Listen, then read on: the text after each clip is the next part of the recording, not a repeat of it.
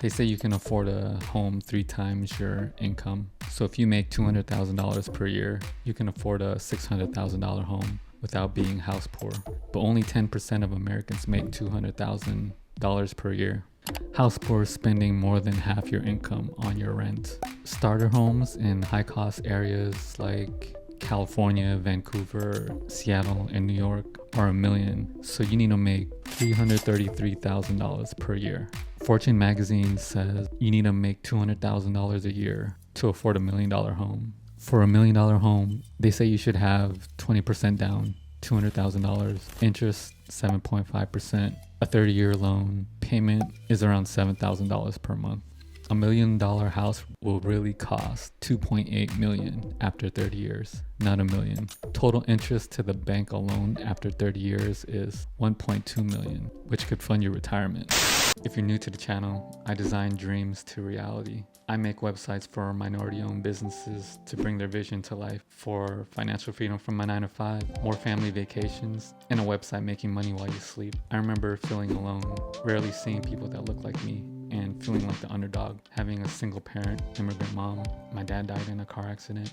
People said my high school was ghetto, working random jobs, to designing for the Black Eyed Peas, Kanye West, Shay Mitchell, N.E.R.D, Kevin Hart, Kendrick Lamar, Chris Brown, Kid Cudi, Diddy, Neo, to name a few. Warren Buffett says you'll make more money renting. Let's say a couple. The guy pays $2,000 a month for rent, and his girl invests $2,000 a month at age 25. By the time they're age 65, they'll have $12,648,000. If people spend $5,000 owning a home, and it might appreciate to $1.8 million, a $200,000 home after 30 years would cost around $1 million, which includes interest to the bank, property tax, PMI, HOA, taxes, insurance, maintenance, CapEx, expenses. I know 60-year-olds working their whole lives believe in the American dream of home appreciation to build wealth and use all their money for an $800,000 home. That's amazing. I think it's predatory that this isn't talked about. To hear all options, you often hear a personal residence is the best investment and you lose money renting, but no mention of index funds. Is it losing money having 12 million in an index fund, or putting all your money in a personal residence worth 1 million? The US median home price was $412,000. So you would need to make $137,000 per year. The median income is $74,000 per year. Dave Ramsey says 1 out of 3 millionaires never made more than $100,000 per year. 40 years ago, you would spend 2.5 times your income to buy a home. So if you made $32,000 per year, homes were $81,000. Today, you have to spend 6 times your income. So if you make $75,000 per year, homes cost $450,000. When I read the book The Millionaire Next Door, it studied the behavior of millionaires. The majority of millionaires live in homes worth between $200,000 and $400,000, and they avoid high spending neighborhoods. People who live in wealthier neighborhoods tend to be non-millionaires who are high income earners with a lower net worth. People with a 6.8 million net worth would buy a $1 million home, 15% of their net worth. People with a net worth of 59 million would buy a $2.7 million home, which was 4.6% of their net worth. A person with a net worth of $1 million would spend 25% of their net worth on a $250,000 home, or you can pay 20% of your monthly income. So if you make $10,000 a month, then 20% would be $2,000 a month for housing. Be careful spending too much money on a home, because you might not have enough for life, like mortgage, $3,500 a month, $60,000 Lexus, $50,000 for a kid's college. Google says the average cost of a kid until age 18 is $300,000. Personal wedding, $50,000. Credit card debt, $6,000. $100,000 student loans. Healthcare, $850 a month. Term life insurance, $170 a month. Paying for kids' cars, weddings, and home down payment. Taking care of your elderly parents. Kids' activities, $417 per month. Childcare of $1,500 per month. Some people are paying $1,500 a month on property taxes forever.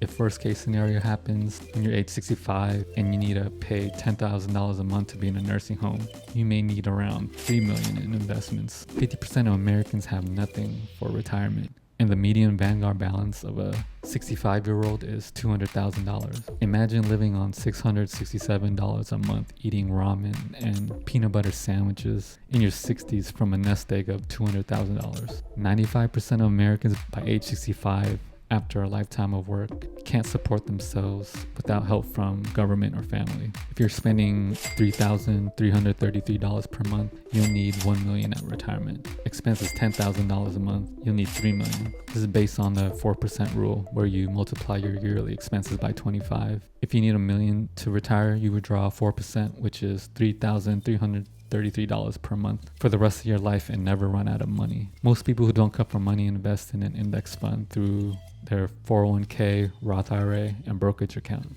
8 out of 10 people became millionaires through their company's 401k, the largest millionaire study conducted by Dave Ramsey. Housing is one of the biggest causes of this, since this tends to be the biggest expense and wealth killers, followed by car payments. Things to think about before buying a home. 50% have nothing for retirement. Many put all their money in a house. I've seen elderly people sell their home to fund their retirement and live in a condo, since homes in the area are $1 million.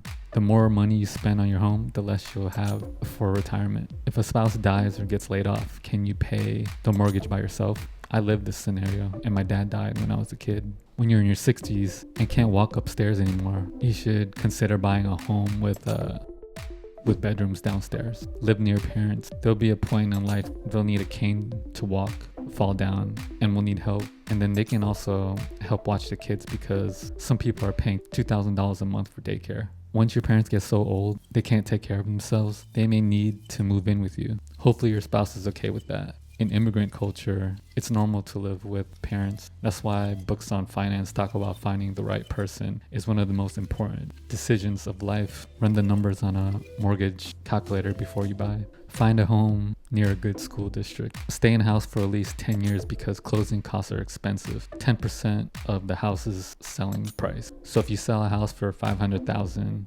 closing costs could cost you $56,000 or more. Things in the house will break down. Do you have $20,000 to replace a roof? I've studied happiness and took the most popular class at Yale for free online by Laurie Santos, called The Psychology in the Good Life, which became Yale's most popular class in its 319-year history. They talk about some counterintuitive things that make people happy, like studies show that happiness levels increase when people give money or time to help people than to buy something for themselves. Or one of the top books on happiness by psychologist Sonia Leo-Bromiski, called The How of Happiness, talks about the same kind of counterintuitive things you wouldn't expect would make you happy based on data, like make a list of the worst things that could happen in your life, like your children dying from a plane crash. It'll immediately boost happiness levels and be grateful. There's a term called hedonic adaptation. People are happy when they buy things, but the longer they have the item, they adapt. It becomes normal and they're no longer happy with the item. People are happy with the new house and they adapt and it becomes normal and they're not happy. People are happy with the new car and they're not happy with it anymore because we get used to it. People then buy a bigger house and more cars and they still aren't happy. Nothing to wear with a closet full of clothes, some with new tags they never even use and aren't happy. The more materialistic you get, the less happy you become. If you study happiness, reframe your mind and think about every purchase as if the doctor said you have 2 weeks left to live. What moments of your life would you remember? The big house, being at Prada, the Mercedes. Most people would say moments with fam. Write down what are the 10 things that make you happy. If you study finances, most people aren't aligned and spending on what really makes them happy. Like most people's number one on the list is family, but they're buying a BMW instead of using that money to go camping with their family. A lot of people are spending money on things that don't make them happy and are going into debt for these things. It doesn't take a lot to be happy. Something I'll never forget Tony Robbins said was that gratitude stops anger, fear, anxiety, and depression. You can't be depressed and have gratitude at the same time. Housing is the number one killer. I would rather live van life like this girl and saving $100,000, invest in index funds, than give real estate and banks my money. Spend as little as you can on housing and invest the rest. The highest expenses is housing, and it's not worth trading my life energy for it. The book Your Money or Your Life, it changed the way I looked at my life. If you're 40 years old, you can expect to have approximately 329,601 hours of life energy before you die, which is around 37 years. Each dollar you spend represents 15 minutes of your life. Every day you're trading your life for money.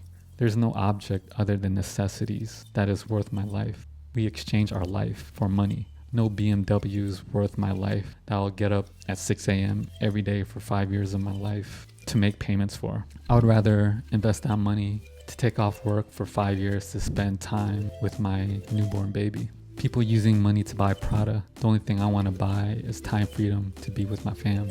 Is the dream to spend your time stressed, fewer vacations, high blood pressure, money fights with your partner, overtime, hours in traffic, blood, sweat, and tears for a house? I don't think life's about going to a job at 5 a.m. every day just to pay off your house. People are home just to sleep and are 90% at the job. People spend $60,000 on a kitchen renovation and rarely cook. Most people spend all their income on housing, but hardly there to enjoy it. I don't believe my life is paying the majority of my income on a mortgage and then dying, because the majority of Americans' highest expense is housing. I would rather invest for myself to make millions than to make companies make millions. Society says the American dream is a home, Mercedes, Rolex, but what's your dream?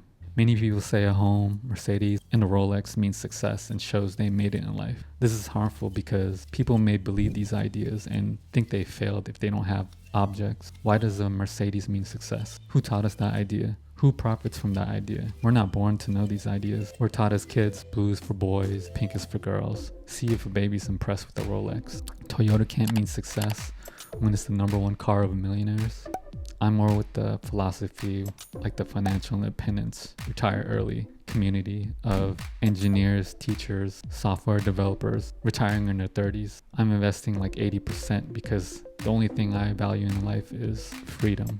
Check out the next video I made here. There should be a link you can click on.